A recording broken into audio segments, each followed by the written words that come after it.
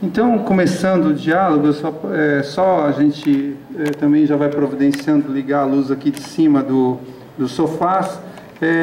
O professor Demóstenes teve que viajar, já embarcou, e eu fiz uma pergunta para ele, se no programa Município Verde Azul de São Paulo, eles usavam a componente de marketing, né? E ele me falou que apenas, né, e esse apenas é meu, há digamos assim, o governador que entrega, faz a festa, então existe assim uma visão política do marketing, né, um envolvimento do governo, etc., mas não o marketing como incorporado, né, no plano técnico. E aí eu já começaria, Maria do Carmo, te perguntando: os planos diretores que você tem participado, eles usam a componente, porque, por exemplo, Curitiba pratica o marketing, né, as gestões seguidas de Curitiba pratica o marketing como instrumento de gestão pública, e é uma linha que eu gosto muito, né, induzindo, tem campanhas que a gente já citou, plante uma árvore, né, e assim por diante. E os planos que você conhece, vocês têm usado a componente marketing da árvore para falar não só a divulgação do plano, mas o marketing da árvore, como a gente fez com as campanhas Árvores por Cidades Melhores, né, para trabalhar isso também como um plano técnico de marketing ou não?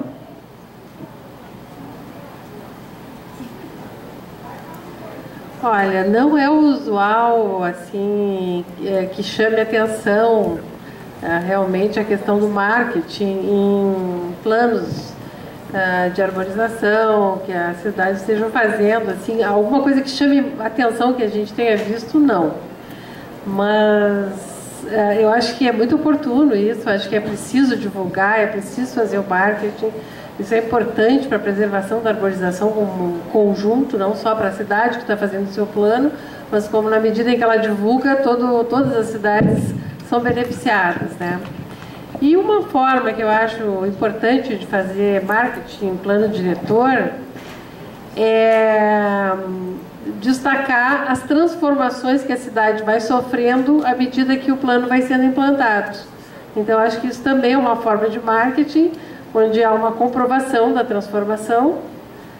Por exemplo, numa cidade que começa a investir em colocação de cabos ecológicos, onde tem ruas com arborização assim expressiva, onde tem conjuntos arbóreos notáveis, e claro, tem cidades que investem maciçamente em toda ela, que seria o ideal.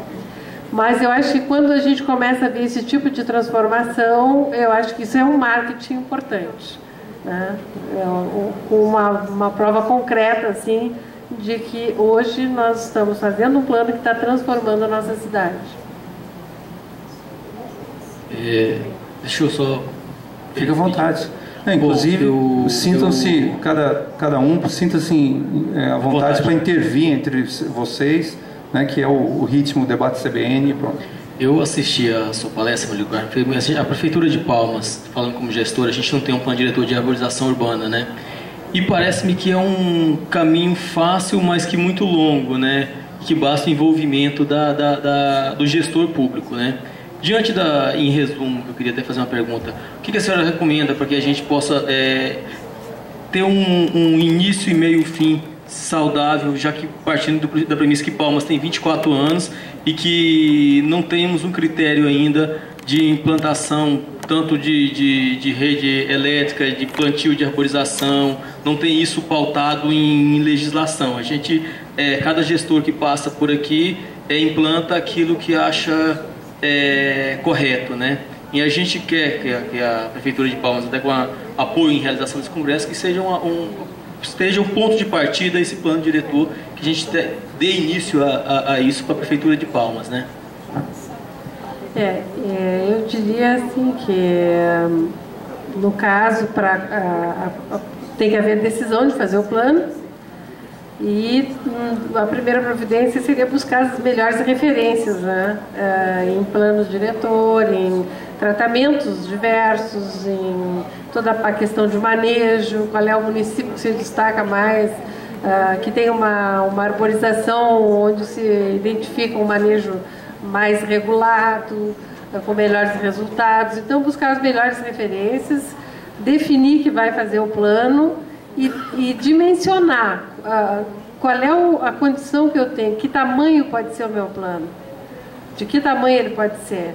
Então, por exemplo, eu sempre falo que a gente exagerou em Porto Alegre quando fez o inventário das vias públicas, porque coletou muita informação e a gente não tem condição de utilizar essas informações a curto prazo.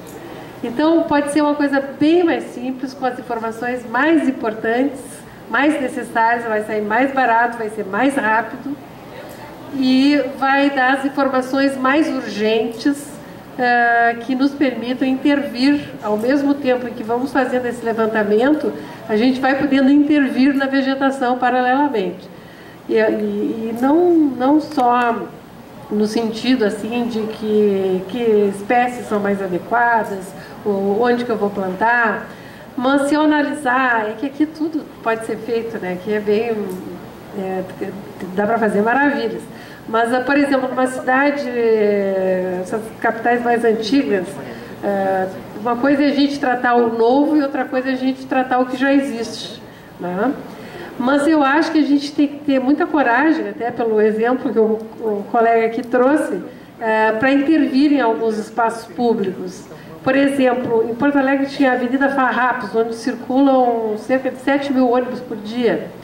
Tinha um canteiro central não muito largo, mas que permitia algum tipo de intervenção em termos de arborização, e se colocou a possibilidade de arborizar, porque a rua é muito extensa, muito árida, e quando se falou, mas de maneira nenhuma, naquele canteiro central tem a rede disso, rede daquilo, todos os dados trafegam por ali, vai ser um transtorno, como é que nós vamos fazer com esses ônibus se dá um acidente? Então era tudo contra, né?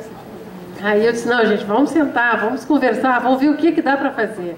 Então foi feito todo um trabalho de rompimento de pavimentação, e é isso que eu gostaria de dizer. Tem ruas que a gente tem nas cidades da gente que são muito feias e que a gente pode melhorar visualmente o conjunto, e isso é plano diretor.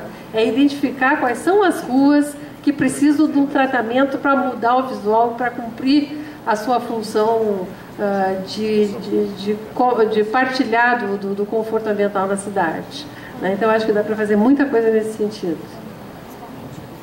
Só queria concluir que na Avenida Farrapos foi feito esse trabalho, se colocou uma vegetação de grande porte, que foi escorada com cabo de aço, toda ela tratada para evitar acidentes, e o que foi mais surpreendente de tudo foi a repercussão que teve entre a população. Não teve um jornal que não comentasse, as pessoas paravam na rua perguntando, e está tudo lá bonito, convivendo com todos aqueles serviços que tem ali embaixo. É o marketing. Agora vocês têm o marketing. Eu acho que também, junto com o que a Maria do Carmo falou, de juntar uma equipe de várias áreas, né, para poder criar essa rede de informações, porque às vezes a nossa visão é tão ali, né, a nossa área. Então você pega um arquiteto, você pega um engenheiro civil, você pega um publicitário, você pega que tem uma visão completamente diferente, ele te abre um campo que você fala, é possível, e junto você vai conseguir fazer. É a questão do olhar, né? Exatamente. E só complementando, aqui em Palmas, eu queria lhe perguntar, Luiz, só complementando uma coisa, assim, Palmas é uma covardia, porque não só o desenho urbano em alguns lugares favorece, né? Nós temos problemas lá no norte, no sul, né, Luiz? Mas as florestas urbanas existentes aqui são fantásticas. Então elas são uma base florestal que está já em área verde, né? Tem praças que tem uma vegetação de florestas intocadas, que ainda não foi planejada a praça, né? O Ideobrando conhece muito bem isso, o Luiz, Evercine e assim por diante. Mas eu queria lhe perguntar, Luiz, o plano diretor de arborização urbana, ele está sendo concebido na Prefeitura de Palmas dentro da visão de planejamento que eu sei, e que inclusive, né, é bom destacar, o seu trabalho de planejamento, ele é um trabalho invisível, né, ele não dá visibilidade inicial, o Luiz está trabalhando quieto, mas na minha opinião é uma das questões mais importantes que estão sendo implantadas nessa gestão e que não aparece num primeiro momento, né? Outras ações, outras secretarias já mostraram alguma coisa nisso, E o Luiz está ali quietinho com a sua equipe, etc. Mas para mim é um grande eixo, né, dessa visão de Curitiba, etc. E eu lhe pergunto, o plano diretor de arborização urbana, que ficou claro que é importante, ele está incorporado no seu planejamento? Quando a gente fala em planejamento urbano, uma cidade, ela tem que ter uma visão holística de todas as áreas, né? Então, isso aprendi muito com o Jaime, e inclusive ela reflete bastante a questão humanística, em que a visão do engenheiro, às vezes, ela é técnica demais. Um engenheiro civil, na década de 60, 70, como estava comentando, na visão do Daniel S., que resolveu o problema de drenagem da cidade era canalizar o rio, né? Eu tive, na época, com relação ao Prosan do Paraná, duas visões diferentes.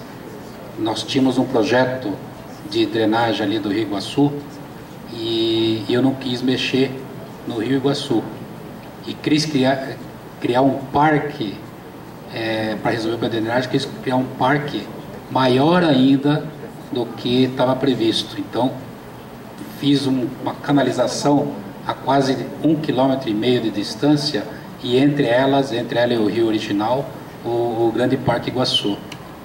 Paralelamente, Minas Gerais estava fazendo a canalização do rio, não me lembro qual rio que era, que inclusive é o que está dando enchente lá.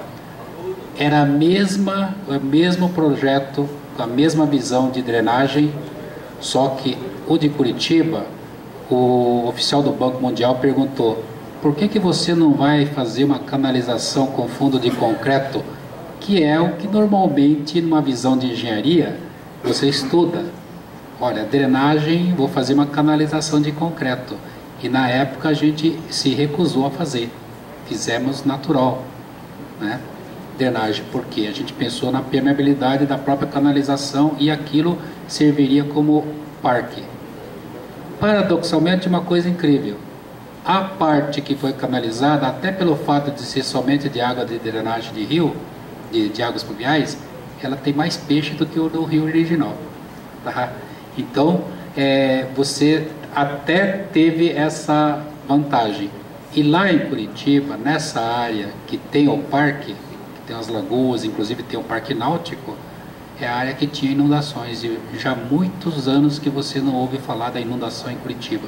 Sempre quando dava inundação no sul, você falava, Blumenau, enchente, Itajaí e Curitiba. Desde 95 que você não ouve mais falar de Curitiba. E isso nós falamos assim, olha, se a gente conseguir aliar a questão de drenagem com a questão ambiental, com os parques todos ambientais, o que preserva uma área verde é sua apropriação pela comunidade. Não adianta eu querer colocar no papel esta lei, esse bosque é protegido, é que nem aquela imagem que eu mostrei da represa de Billings.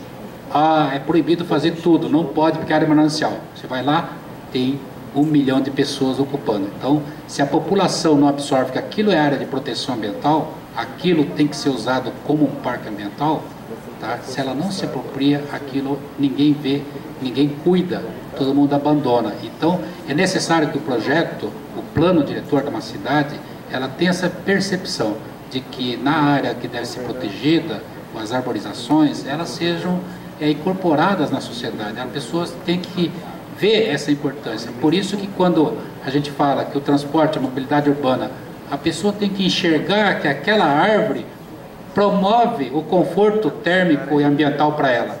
Se ela não sente isso, cortou, para ela tanto faz. É uma árvore menos, uma árvore mais, ela não sente falta. Mas no momento que ela está usando, ela mostrou muito bem aí, uma árvore que está lá, às vezes não precisa do ar-condicionado. Eu fico imaginando aqui em Palmas, né? Que o ônibus passa naquele sol escaldante, de repente o ônibus numa área arborizada, aí o cidadão vai lá, opa, essa árvore é importante para mim, tá? Eu ando de transporte urbano e não sinto esse calor térmico que eu sinto se estiver com sol escaldante. Então é preciso ter essa política de associar uma coisa que você nem imagina. Mas a ciclovia, nós fizemos ao longo do Rio Belém, lá em Curitiba, por incrível que pareça, era para evitar das pessoas chegarem com o carro e jogar o lixo no rio. Nós fizemos uma ciclovia a uns 7, 8 metros de distância do rio. Inclusive em APP. Em APP. Isso. É porque as pessoas circulando, ela vem e fiscalizam. Então aquele sujeito escondido que chegava com o carro, com o saco e jogava o lixo, com gente se apropriando daquele espaço, já a pessoa sente vergonha de jogar o lixo no rio. Então é importante que esse projeto não é o marketing, mas sim é o cidadão reconhecer que é importante isso, e isso promove a qualidade de vida dessa pessoa, né? E está no plano diretor, isso é importante. Juliana,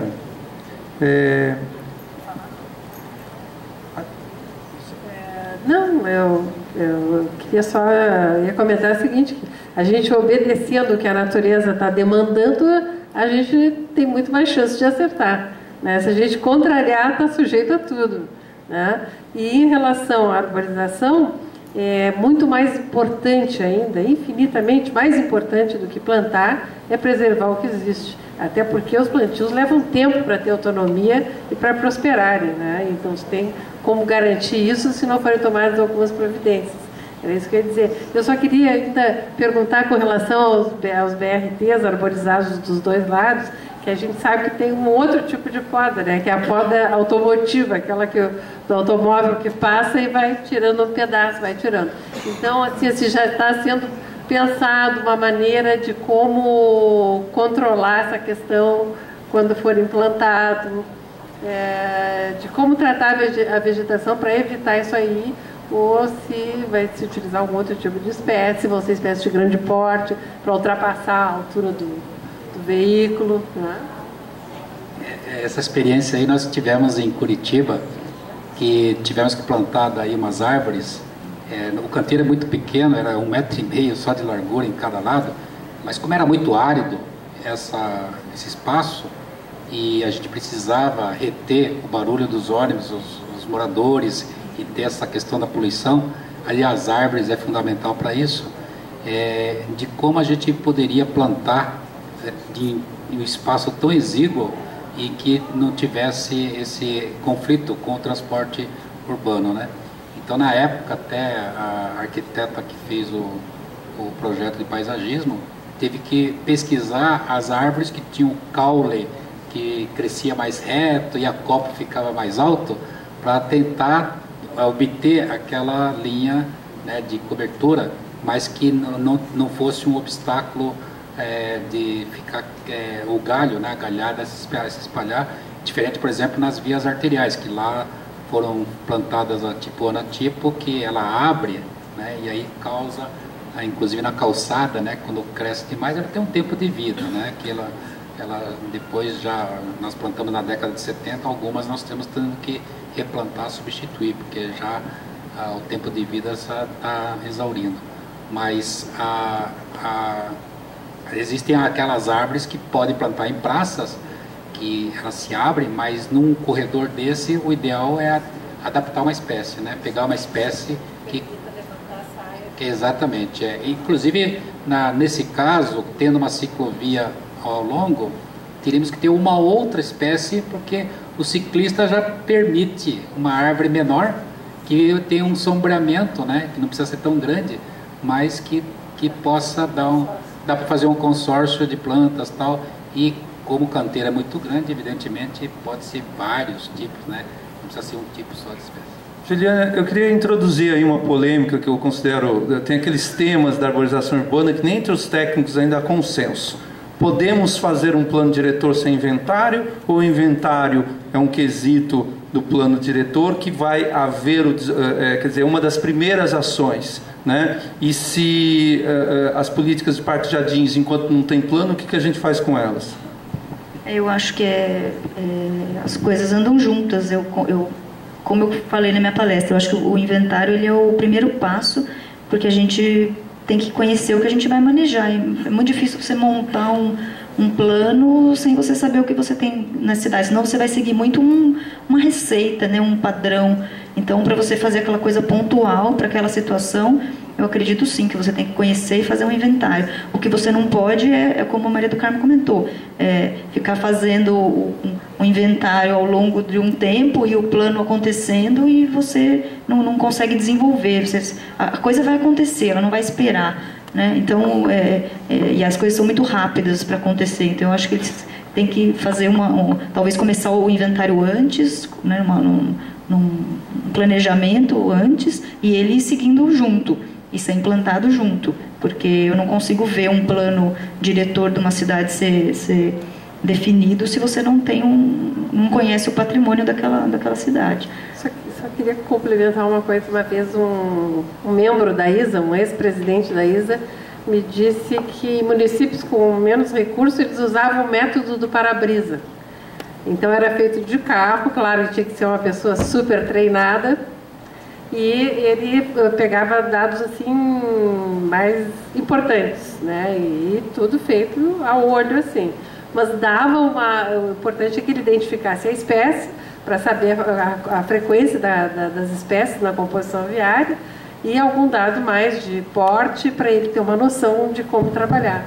Mas então o que eu quero dizer é isso aí, que tu pode fazer um mega inventário ou um inventário intermediário ou um inventário mais simples. Depende da situação que você tem, do tempo que você tem. E da equipe que você pode formar que agiliza o processo. O que não pode dizer assim, não tenho recurso, não dá para fazer nada.